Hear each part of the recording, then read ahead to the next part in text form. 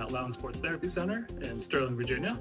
Today I wanted to talk to you guys real quick about how starting a new exercise program can cause low back and hip injuries, especially since 2026 just started. A lot of us have started getting back in shape, going back to the gym, and started doing some exercises that we hadn't really done before.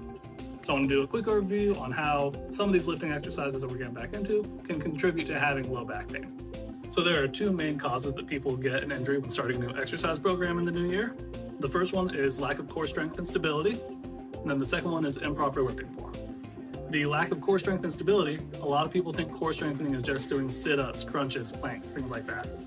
Those are good exercises to get some core engagement. However, that's all static movements or all front to back movements. You don't have any rotational or any side to side movements.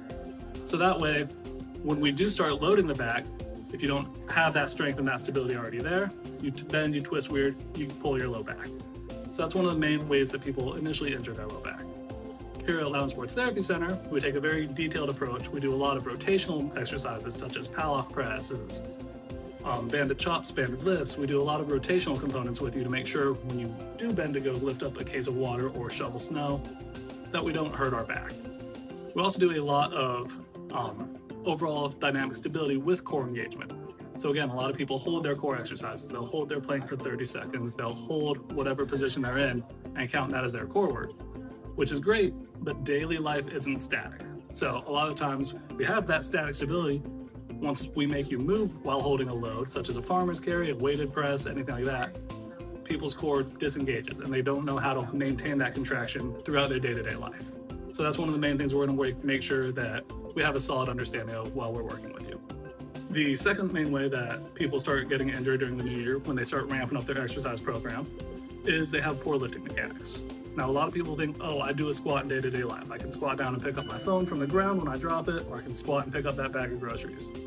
While that is a squat, it becomes a very different movement once you start adding any kind of barbell or dumbbell to the movement. Once you put that external load on that back, a lot of these core muscles have to engage in different planes of motion than they're used to, and that basic movement that you understand becomes a lot more challenging. In addition, any slight deviation from the perfect form you have during that, like your knee collapsing in or your back rounding, puts a ton of external stress on that low back. And if those muscles aren't prepared and already trained for it, they're not going to know how to handle that force under the load.